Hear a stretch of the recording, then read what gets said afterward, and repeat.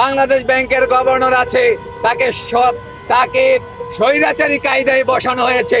সে বসার পরে ইসলামী ব্যাংকের যিনি এমডি ছিলেন ওমর ফারুক সাহেব, দক্ষতা, সততা এবং শরিয়া ভিত্তিক ব্যাংক পরিচালনার যার দক্ষতা রয়েছে, সেই রকম একজন দক্ষ মানুষকে ইসলামী ব্যাংকের এমডি থেকে সরিয়ে আজকে খুরশিদ আলমের মতো চোর, বাটপার, নারী কেলেঙ্কারির সাথে জড়িত এবং তার ওয়াইফ রেন খেলাফের সাথে জড়িত এবং সে ফেসিস্ট সরকারের সাথে পলায়নকারী একজন ব্যক্তি, সেই খুরশিদ আলমকে তারা এখানে জবর দখল করে ইসলামী ব্যাংকের চেয়ারম্যানে এনে বসিয়েছে।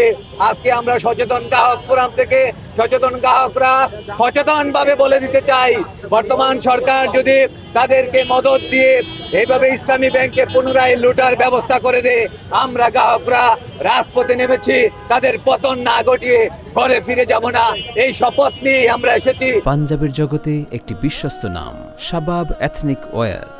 আমাদের আন্দোলন দুই এক দিনের আন্দোলন নয়। সরকার যদি মনে করে আমরা কয়েকদিন রাজপথে থেকে আমরা আবার গৃহে ফিরে যাব, না, এটা ভুল, এই ধারণা ভুল। আমরা আমাদের রক্তের কামাইয়ের টাকার আমানত রক্ষার জন্যে আমরা প্রয়োজনে জীবন বিলিয়ে দিতে প্রস্তুত আছি।